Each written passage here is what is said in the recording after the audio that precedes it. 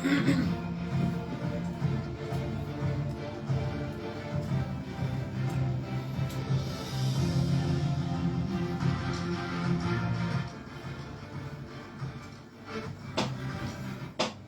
morning once again to you. It's 4 minutes gone past the hour 10, 3 minutes rather, gone past the hour 10 this morning. It's time for us to talk about more serious stuff on politics. We're going to be talking today about some stuff there, some things that have been bothering a Moribund state for a while. A particular civil society organization is here to, we're going to be asking some questions that Moribundites have been having on their minds. These questions are bordering around the exodus of companies from the state.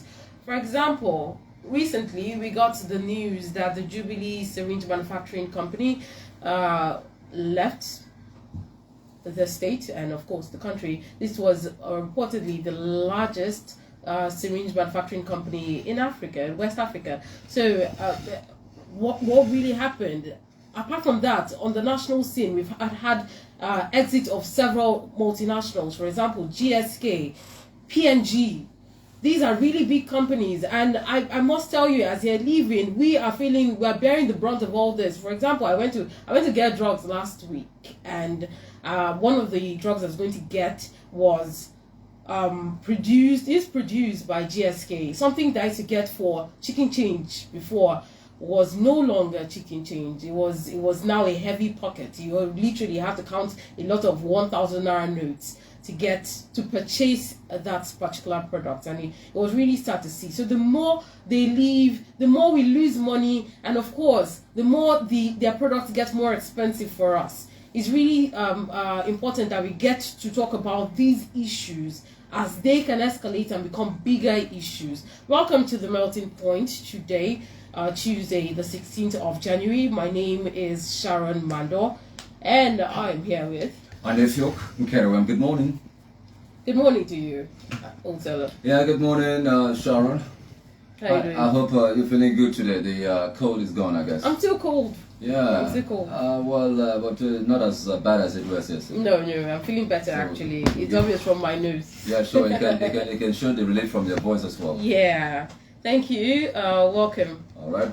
Of course, once again, we're not alone. Of course, I told you that a particular civil society organization will be here talking to us. And we have the state director of the Center for Human Rights and Accountability Network, Otuekong Franklin Isong. Good morning, Otuekong. Good morning, Sharon. Good morning, Chancellor. Good to be here. Happy New Year's. Let me use this opportunity before we even go into the big conversation to commend Memories FM. I never knew this is where it's located. I never knew this is where you guys are. You are doing a marvelous job in the States. I think your management have done so well to put up this team, and I pray that this station will continue to sustain the tempo. You've raised the standard. That's that you've put on ground should be maintained. I commend you once again. Thank you very much. Yeah. Thank you, Otuekong. Yeah. Now to the big issue, right? When the announcement was made, the big announcement of the exit of the Jubilee Syringe Manufacturing Company, which got people in shock. The Center for Human Rights and Accountability Network released a statement. I mean, obviously, nobody was pleased about it, and you were also not pleased. The company was also not pleased about it. You released a statement and you asked for a certain thing for this. You suggested something for the governor to do, right? Just before we go into the suggestion, I need us to really look into the impact of these companies leaving the state and the country at large. The impact is very obvious. You've just talked about it. You used to purchase a particular drug for a particular amount, and today you get there, the amount is quadruple, is very expensive. And then apart from that, it also throws so many youth into the jobless market. Let's even look at it, like the genesis for this, of all this. You mentioned the Jubilee Syringe Manufacturing Company. Last year, sometime in April, they got a facility of $1 million through the aid of the state government of Akwa Ibom to be able to expand their production. And then they assured Nigerians and the world that in a couple of months they will be exporting the syringes to Germany. In fact, I used to see, when I see the syringes in Port Harcourt, in Lagos and Abuja, and you just see their JSM. That is the tag, that is the label of those syringes. And I was happy about it, that I know where they are produced. But the sudden news that came sometime in December that they are exiting the state, brought root shock into everybody's spine, because we never expected that they could haven't gotten the facility and haven't assured the world that they were planning to expand and to export the syringes to Germany. And this is one of the most sought after products in the state and in the country. So what then could actually be the reason for it is what no one can actually say, rather than saying that due to the way the management have run the facilities, they've not been able to make profit. How? And then we started seeing some makeshift excuses which did not hold water as far as I'm concerned. This is a company that had every enabling environment, and they were operating in a very conducive environment. This morning, before coming down here, I spoke with some of the leaders of the community in Awa, where the factory is located. In our local government. Yeah, in our local government area, where it's located, and they said they had peaceful relationship with them. They have cordial relationship. They gave them all the assistance that they needed. So we are still yet to be told the truth why the company exited. Now, let's even leave Jubilee Syringe Manufacturing Company. Let's take a step further into looking into other industries. Every government that we have had in the state let's even start from the days of Obama Panisemen in 1992 to the days of Obama Victor Atta. Then we had Gospel Akpabio, then we had Governor Emmanuel, now we are having Governor Moino. They've always attracted one industry after the other. That is why when we saw the sudden exit of the Jubilee Syringe Manufacturing Company, we felt it was necessary for us to now come out to ask the state Governor Moino, to embark on facility tour, so as to be able to know how these industries are actually faring in actual sense. We took time to 3 years ago. We did a tour. When I mean the CSOs in the state, I led them. We toured almost all the industries that we attracted by the immediate past government, Udo Emmanuel, and we are happy that they are functioning, that we are operating, except few that we are still at the verge of taking off. And then we are now advising Governor Moino to begin to inspect and go around this project. We listed some of them to include the King's Flour Mill in Ona, the Mitrain Solution Company in Ona, the St. Gabriel's Coconut Refinery and Coconut Plantation in Barenin, the Lion Plywood Company in Ona, the Rice Mill in Ini, the King's Plastic Factory and Aki's Plastic Factory and Aki's Straw Factory, the Tissue Paper Factory, Dakara Industry Estate in Itu, Automobile Assembling Plant in Ikorokap in Itu, 21-story building towers, the Uyo, the new terminal building, and maintain, repair, and overhaul facility as MRO in the Victor Atta Airport. Others that we listed included the Peacock Paint in Ikorekang, Etinan, the Aki's Pencil and Toothpick Factory, the Ibom Greenhouse Farm, Champion Brew Wheels, Ibom Power Company. This one the governor has not ordered for an audit. He had gone there before now, I think last year, and he wasn't pleased with what he saw. He now asked that the facility, the operations be audited. There is need for us to actually know what is happening in the Ibom Power Company. Then we have the Ekam Power Substation, that one is in my village. Nothing is happening there. That is my own community. Nothing is happening there. They engage some youth. Those youth have been laid off. The place has been, overgrown by wheat. We have the Ibom A Library, which was brought by the Govt administration. The one thing about this Ibom A Library, the way it was built in a way that if you don't have steady power supply, you cannot stay in the building because there is no room for ventilation. Yeah. That is the way it was built. So you must have steady power supply to be able to power the building for any business to take place. I knew some time ago the government of Emmanuel gave it out to a private sector to run, but we should know what is happening there. Apart from that, we used to see JAM using that place as a center, but that wasn't the original intention for the project that cost over hundreds of billions of the taxpayers' money. So we should know what is happening in the A Library. And then let me just wrap this. Okay. And then we have the Ibom Tropicana complex. What we have now that is now working is the cinema, hall that is used, and then we have ShopRite that has come in to use some part of the complex for their market square market square. And then don't forget the Ibom deep sea port in Imbo. So there is need for government to, thank God the governor said that he had a meeting with the president and that much is being done. And then we have the Ibom Science Park. Don't forget also the quality ceramic in it too, that ought to have been producing tiles. Right. And then you have the fertilizer blending plant.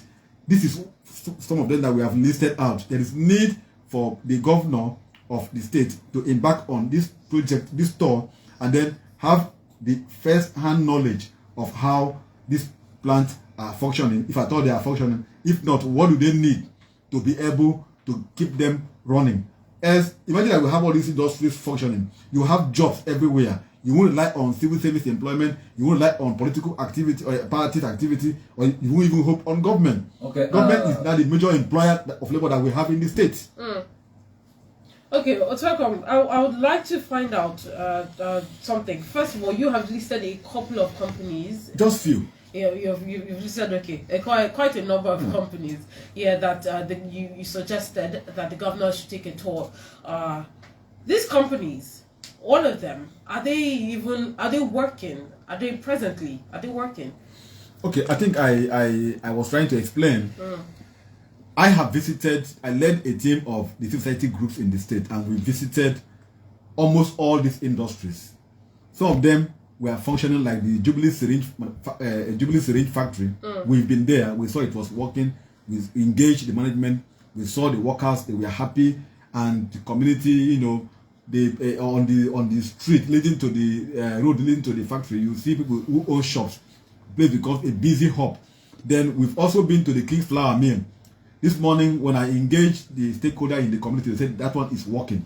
But we had been there. At the time we went there, and I think last year when I engaged the management, they said that the Russia-Ukraine war is affecting their raw material because they access their raw material from Ukraine, that the war is affecting them getting raw material. But this morning when I spoke with a leader in the community, he said that the community are happy because activities is going on, people are coming to buy from them and go. But the truth is, the management told us that the people of the state do not patronize them.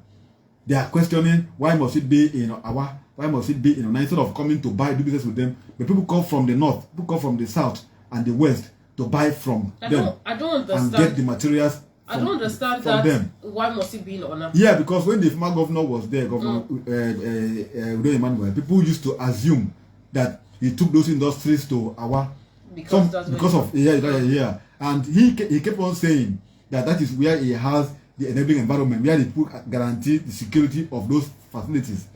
We've been there, we've engaged even with the governor to find out why those things were there severally. He kept telling us, he said, why I took these things to this area is because when I approached some communities outside my area, they will see it as political, industry. They won't give me land. They won't allow the companies to operate. And no company, no investor will invest in a hostile environment. So he now took those industries to Awa. So instead of the people of the state now to depoliticize these industries, they begin to play politics with it. Even Ibom Air, when the Ibom Air was launched, it was almost being killed. People started saying it was political tools. It was just at the verge of going on the pool. I think that was about 2015. Before the pool, they say, hey, it was politics. Why politics? Okay, it was 2019. That was when it was launched. Almost about 2 months to the second term of the governor's pool. But we came out and we said, politicians should please detach politics from investment. Thank God that today the Ibom Air is peaking, and they've had more fleet. If you go outside the state, you're coming into the state. If you want to use Ibom Air, you enjoy the environment. Ochogo, let me comment there. Don't you think, let's look at the economic viability of these companies. Certainly all of them were operating optimally. In other words, some, like you said, in their community were not functioning at average level. Some are non-existent, perhaps just there on the drawing board. I don't think it has to do with marketing strategies, or something is wrong somewhere. There's a thin line separating the indigents or the would-be buyers or sponsors from here, from those that are coming from outside the state. Something is missing. Perhaps the real markets for these products are found elsewhere and not within us because of how viable or useful they will be to us. Well, I would have agreed with you. But you also look at the intent of these industries. What were the intention? What did the government have as intention? Governor Manuel wanted to industrialize the state, and he created a vehicle called Foreign Direct Investment, FDI. And this particular agency they were attracting several investors into the state. And so now you don't need to have your market here, but you could take off from here. Like the syringe factory, for instance. I said I used to see it in Port Harcourt, to see it in Lagos and in Abuja and elsewhere, and even they even planned to export it to Germany. So it must not be where you have your market. It must be where you have the enabling environment to operate and a peaceful environment to operate. You take off, okay, for example, we have automobile plant in Kaduna, the Peugeot in Kaduna, right? And then you still have Peugeot in anywhere you go. You see Peugeot in Uyo, you see Peugeot in Sokoto, and everywhere. But where the plant is located is in Kaduna. You have this one in Nnewi. What is it called again? In Nnewi. And you have the vehicles everywhere. So it mustn't be where you have the market, but it must be where you have the environment to operate. So that is why we are saying that there is need. Assuming that the peacock paint is fully in operation. When the paint are produced, you can buy it anywhere. You can get it anywhere.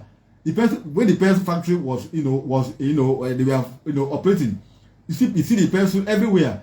But we raised questions. Question that we raised when the pencils were produced was that you saw Benten written on the as the label on the pencil, and we question why must it be written Benten? Because Benten simply shows you the label, the owner. Like you put your stamp, your seal of a memory airframe on a tag, on a product. That shows that you are the owner. Trademark. Trademark. And so when we engage the government, we are told that for you to use the label, you must be able to for you to use the product, you must use the label. That the wrap, the cartoon that comes with that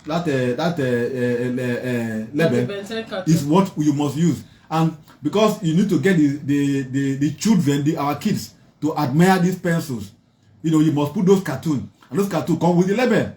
And that's what the government said. Now we move away from the issue of the pencil. We go to the issue of the coconut refinery. I am from Barenin. I even gave out my part of land to the government to plant this coconut, but unfortunately they are taunted. They are not growing.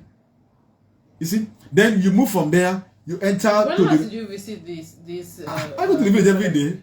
Almost every day, because I operate from there. What I'm asking, that's where I'm from. I've had this conversation with somebody still on this particular program last year when the person was talking about the coconut refinery, and someone called in. He said he had visited. I don't know if you know Citizen Matthew O'Connor. He mentioned it, that he has visited the place and nothing was happening there, taunted growth and all of that. 2 or 3 people called in to the program to say that it's a recent development that he hasn't been there in a while. That's why he doesn't know that the coconuts have started growing. Okay. That's what I'm asking. When last did you go there? Okay. You see, that's my community. Okay. When I mentioned the Ekam substation, Ekam is where you have the company, where you have the roundabout. Ekam is part of the owners of where these coconuts are planted. My part of land is part of where they are planted. I'm happy that they created job for the youth of the area, but the issue remains that there were no soil tests being carried out to know the particular species of coconut to be planted. That is what I can tell you has led to it being taunted, it remaining, not growing. I have been to the refinery, and marvelous job. I even went there with my team. I went there again with the Ministry of Agric, and we saw that if that could not, refinery, start to produce, you will be surprised that you could have your oil. From there, you have other products. From there, so that is where we are today. Now you move from there, you go to the quality ceramic that was to produce tiles that is cited in the 2. It's not functioning. The government has done its best. Not functioning. You move from there, you go to the rice mill. If you open the phone and you will hear they are telling you rice are being imported from elsewhere to come and bag it there to come and put government logo on it. When in the past government we used to hear the Minister of Agri go to sell rice and gari at subsidized cost, and we are saying government should not be the one to sell. Government should be able to create the enabling environment for industries, for private sectors to thrive. That is what we are saying. Now you move from there, you go to the 21-story building. It's just there, not occupied. That particular building has been a major concern. And the governor had good intentions. Now, like I said before, every industry that the government attracted or project must have its intentions. Now, the governor had, recall in the days of Obangota, we used to have the issue of resource control, and Obangota had issues asking ExxonMobil to move to Akwa Ibom State. I was among those who were advocating that we should move all the industries that are operating within the state, in our shores, should be sited in Akwa Ibom. I did the research, and I can tell you that we have over 148 oil companies operating within our shores, but they are in the coastal communities, but their offices are in Port Harcourt and Lagos. That is where they pay their taxes. So we have Ministry of Mineral Resources that is not actually knowing what is happening there. So the governor now said, okay, fine. Obangota was able to succeed in the issue of resource control, and we got the matter resolved in the Supreme Court. Now we had political settlement. Fine. But ExxonMobil refused to relocate to Akwa Ibom. Obangota now left office. Akwa came on board. The same political issues keep lingering. Mobil will tell you we don't have a place to stay. Chitafina, they will tell you we don't have a place to stay. Ajip and the rest. Now Governor Manuel came on board and said, fine. He has relationship with those who are in the multinationals. He now said, okay, let me build edifice that is befitting of the standard of these oil companies in the name of 21-story building. Though we opposed it, but he said he want to do it because that is what they are using as an excuse to evade paying tax to the state government. Then he came and built the 21-story building. Now what is left is for the government to lure the industry to come and occupy those structures. Last time I went there, I think about 2 or 3 flats were occupied.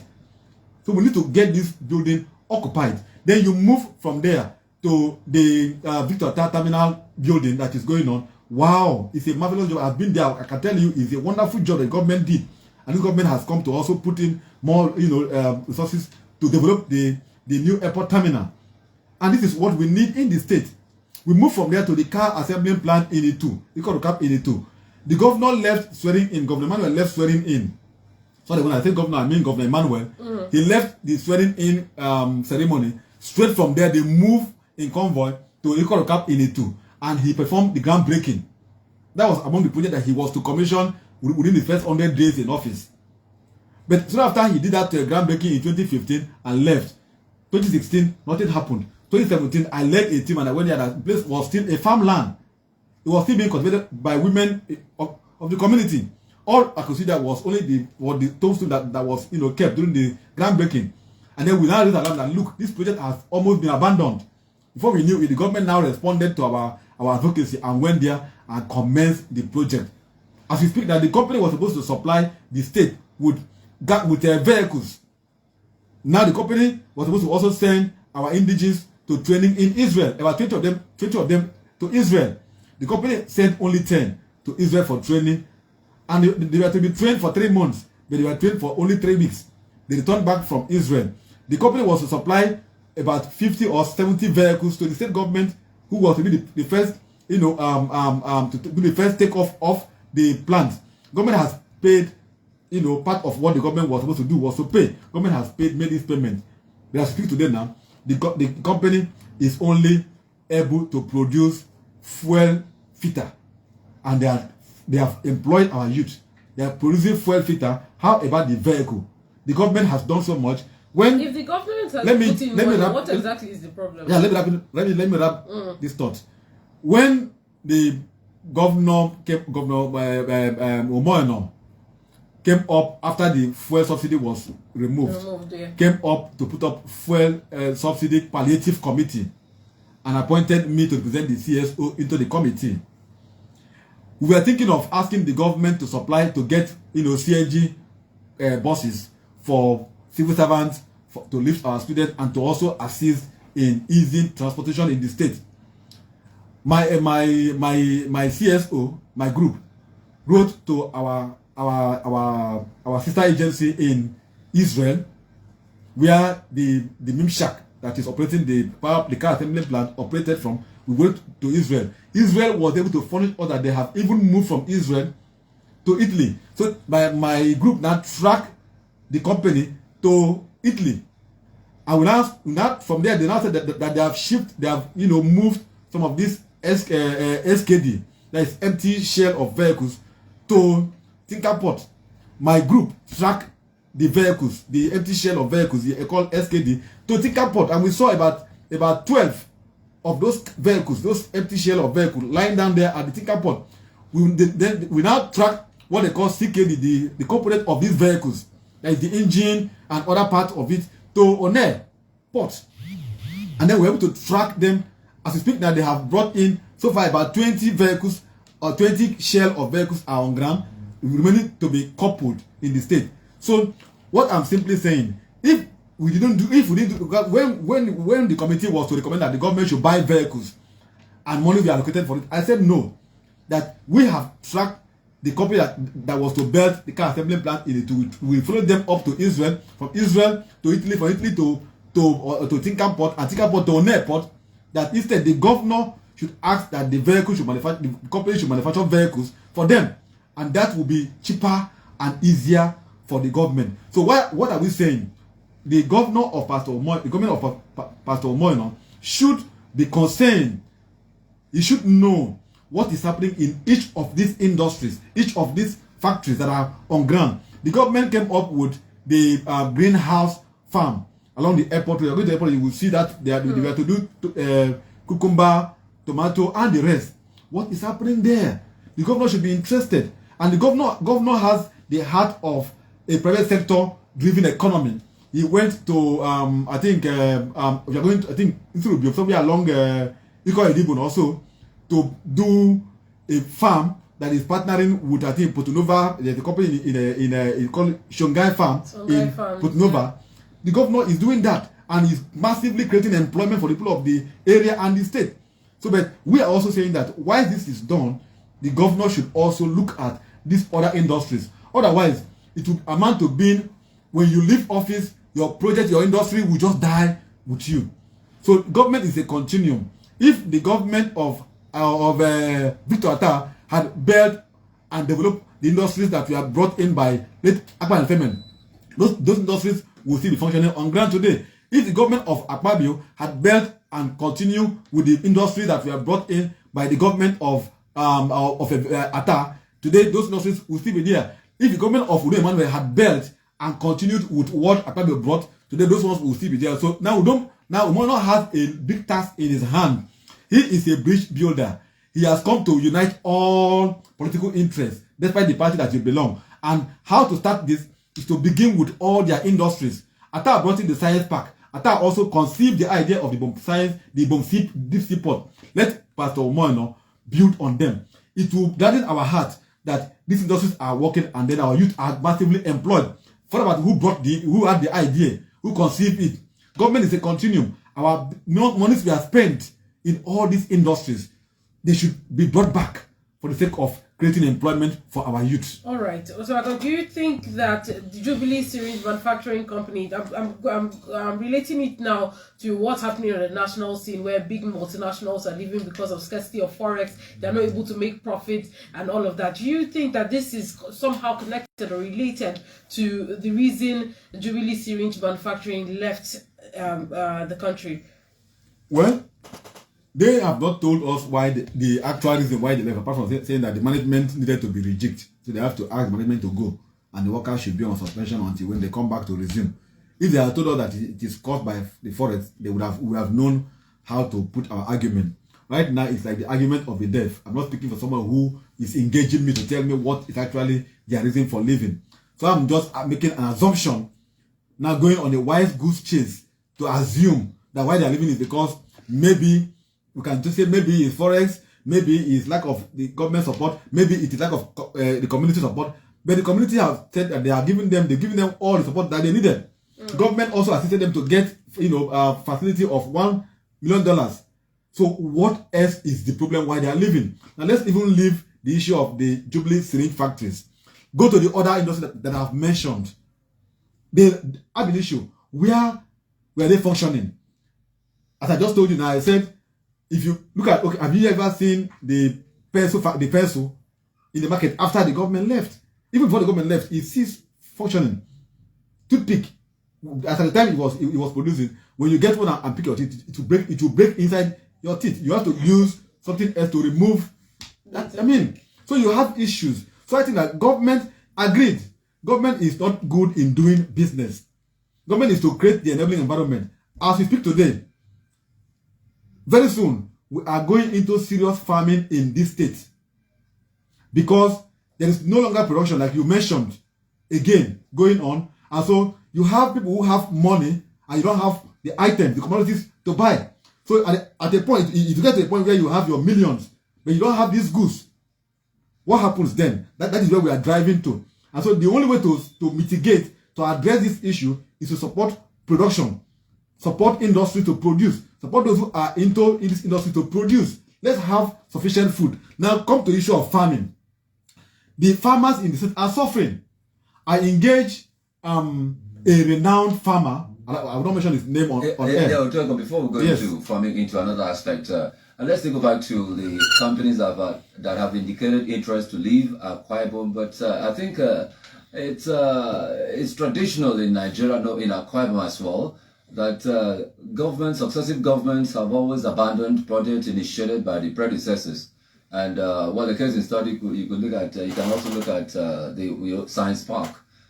It's been abandoned over the years, and that custom, that tradition of taking over liabilities of former companies by previous administrations, is not there. That perhaps may be one of the reasons these companies don't feel comfortable with the current administration in Akwa, may not feel comfortable with the current administration in Akwa Ibom State, in spite of the manpower, effects, the side effects that it cause on the citizens of Akwa Ibom State. In Nigeria as well, there are other multinational companies that have indicated their interest outside Akwa Ibom State. Several SMEs have completely shut down operations, while several big names have also scaled back operations.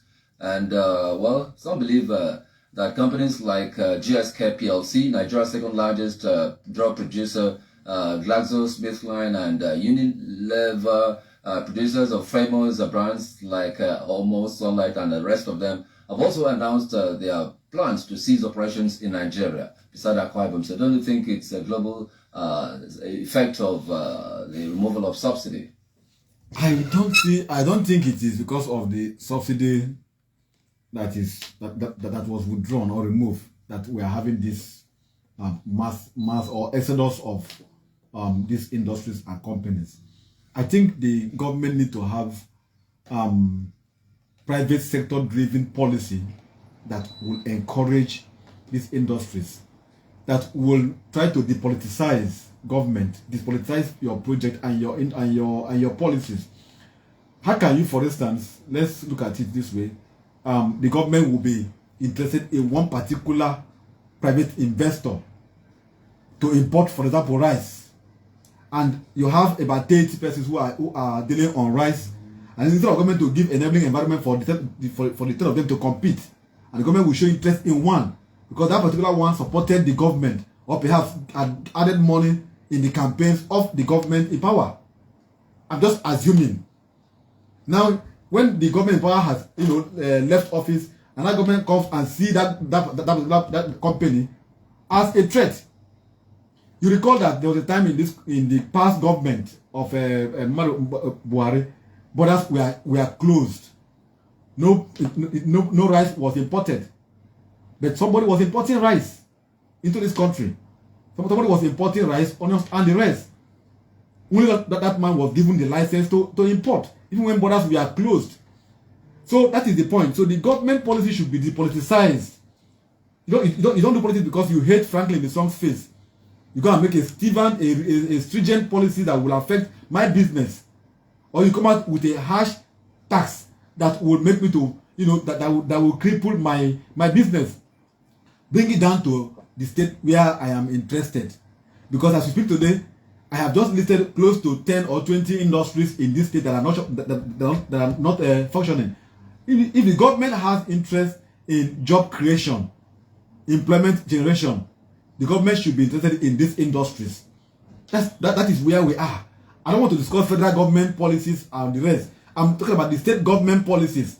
If the government, like I just mentioned here, is able to bring the science park. You mentioned science park. Let me give you the political undertone that crippled that project. Yeah.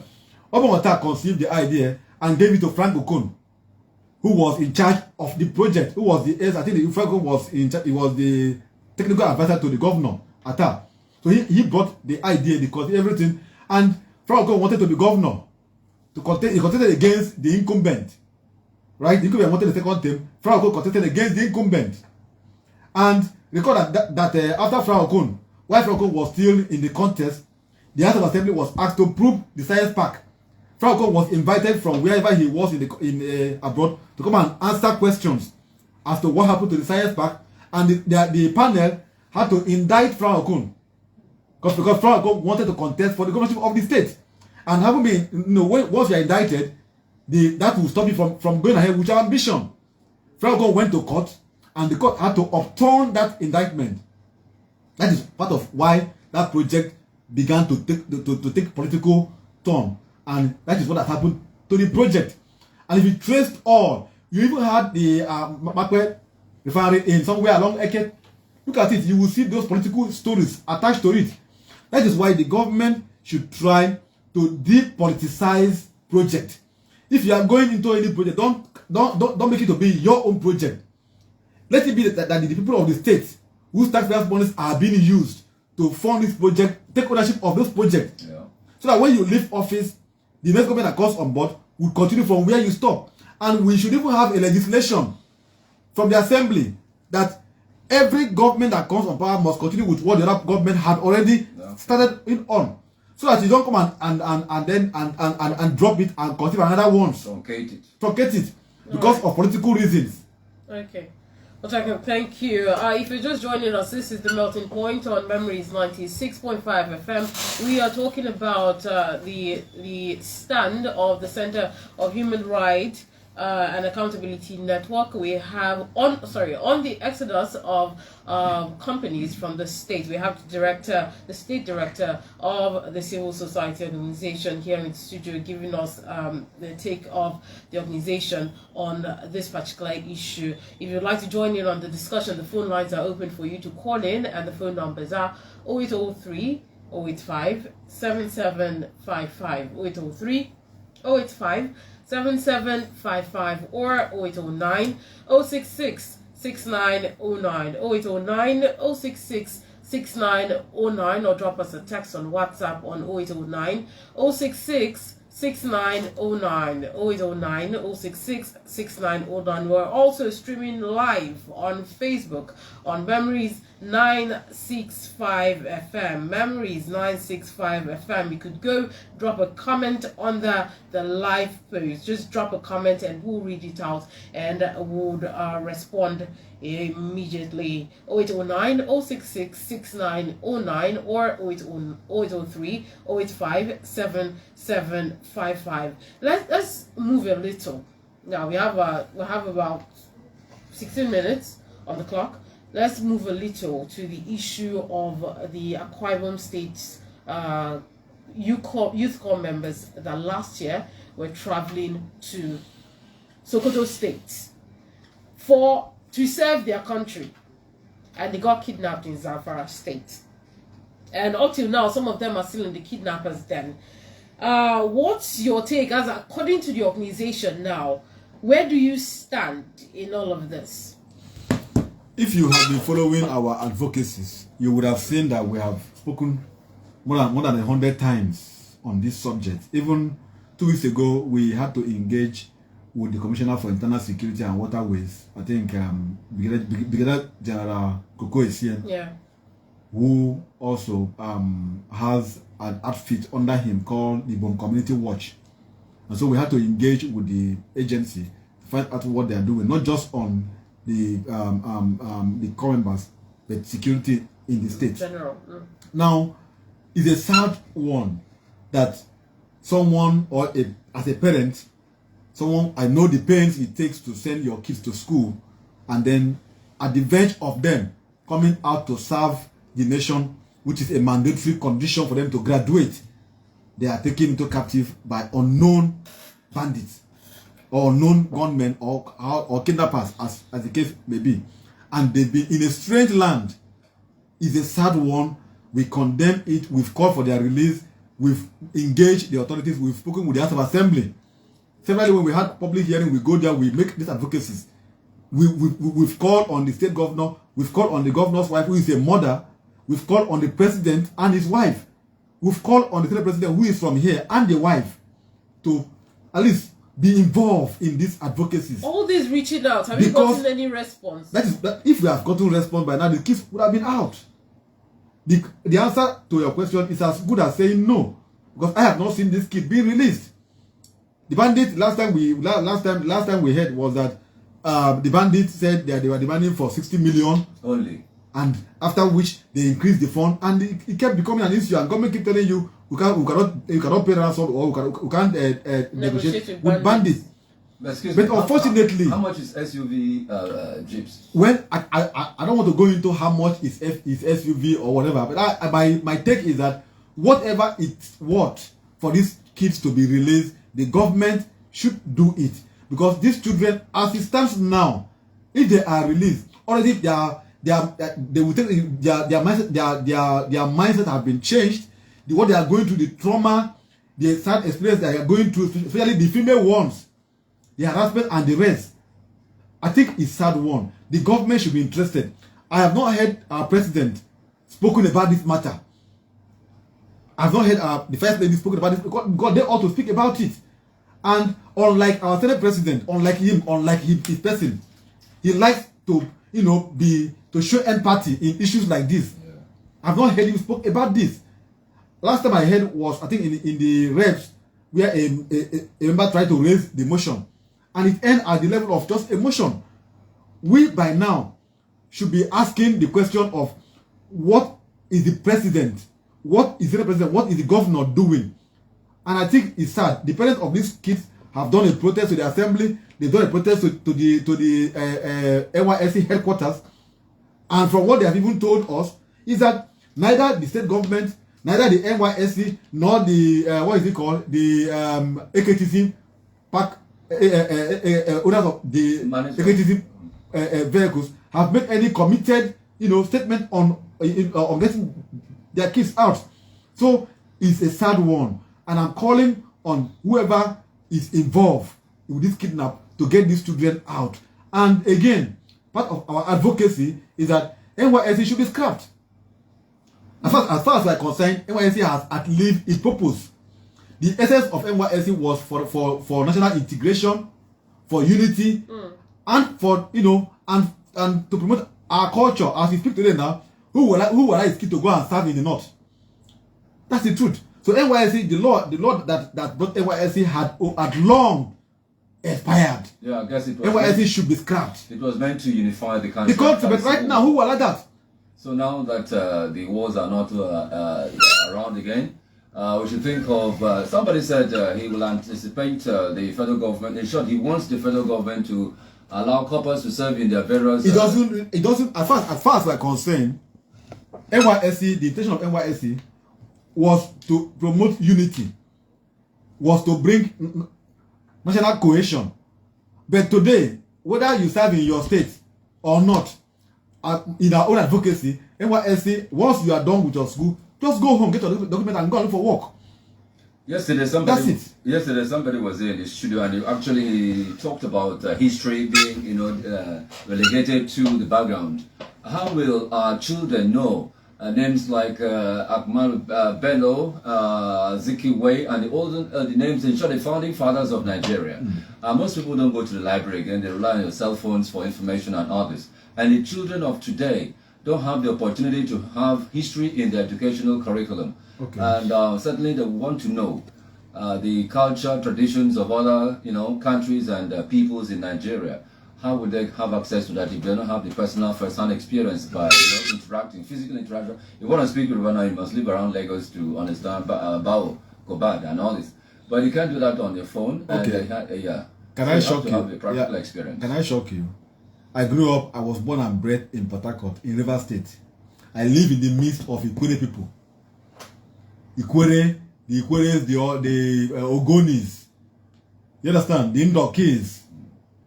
The Jaws. I live in the midst. I live in Okija, the popular street in Port Harcourt, Diop, where you can call the most popular area. But my ears were blocked to all the other languages. All I can speak is Mekao, that is good morning, dearly, finish. I worked in Bonny Island. I was working in Bonny. I live in Finima town. I cannot speak Igbo language. I work in Omok. I cannot speak the Omok language. I work in the Shekiri, Kwale. I cannot speak Kwale language. I work in Iguta gas plant. I cannot hear Igbo and what they are saying. Why am I saying all this? I'm saying all this because you don't need to travel to anywhere to learn the language or to know who is Amadu Bello or to know who is Tafa Belewa and the rest, compared to your safety and security. Our kids should be allowed to stay in their territory, in their domain, after they are done with the labor of passing through the 4 walls of the universities. All right, thank you. Even if you couldn't speak the languages, at least your diction will show and portray. You never be grow here, born here, grow here. You're already speaking like an man. So part of it. So Otweko, sure, we're gonna take the calls pretty soon. Yeah, Otweko, let me just ask you now, on a national scene, we've been getting a rise in insecurity. Recently, we've been hearing about a lot of abduction, kidnapping in Abuja. It's spreading, Lagos, Ogun, all of that. On the papers today, we're seeing that it's now going national. It's spreading like wildfire. I'd like you to suggest ways that we can work on our security. But before that, let's quickly take this call. All right, we lost that. So just talk to us about suggestions to the government for security. The truth is, security and welfare is the cardinal principle, is the cardinal mission of every government. It's even it's a guaranteed right of every Nigerian citizen in our constitution. Go and check at it. Section 12 guarantee give us a second. Let's take this call. Hello, good morning. Yes, good morning to you.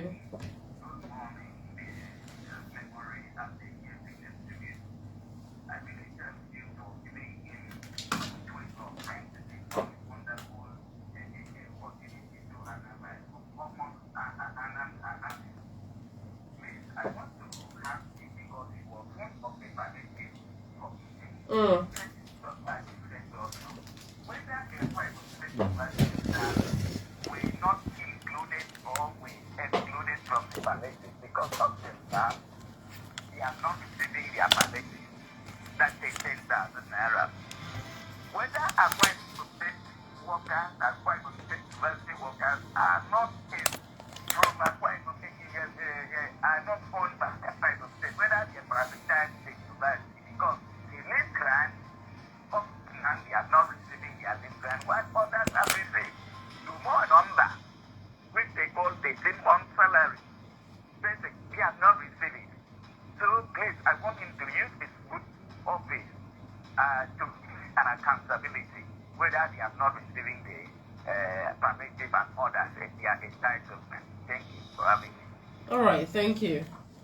Well, on the issue of the cash award, which we recommended for civil servants in Akwa Ibom State during the palliative committee sittings, I think the NLC chairman had taken this up severally and said that the national headquarters of NLC had insisted that what is paid to workers at the national level is what should be paid to workers in Akwa Ibom State. I don't know the agencies that are not that are yet to receive. He is mentioning the AXU. I know the AXU workers had sent a memo to us asking that we should join them in their protest that they will soon be shutting down the school for several demands that they have made before the management of the school. So we are still trying to engage them to know what an approach they have used. I think by now they should even be on strike or something like that of such nature. So I think it is left for the NLC chairman in the state to address the workers and address all these issues. Okay, so let's really get another one before we wrap things up. Hello, good morning. Yes, welcome to the program. What's your name? Quickly, in 30 seconds. What's your name? I am a student coming from India. Okay, shoot. I'd like to commend you people for this program and the wonderful talking welcome. I like the man. Okay. What I have in mind is my question on the one is of this. It's about you, the question of you, I want to ask this welcome. You know, maybe in the authority of the governor, we know that the story of that good relations is bad portion of things. So you are a good man. All right, thank you. On Uyo Village Road, can I just take this very short? I had severally made advocacy that road, has become impassable and almost becoming a criminal den. My research even showed that there is a drug activities going on in that den. Okay, let's take this so that I can have both calls at the same time. Hello, good morning. Yes, you're welcome. Okay, Isaac, good morning to you. Okay, talk to us. 30 seconds.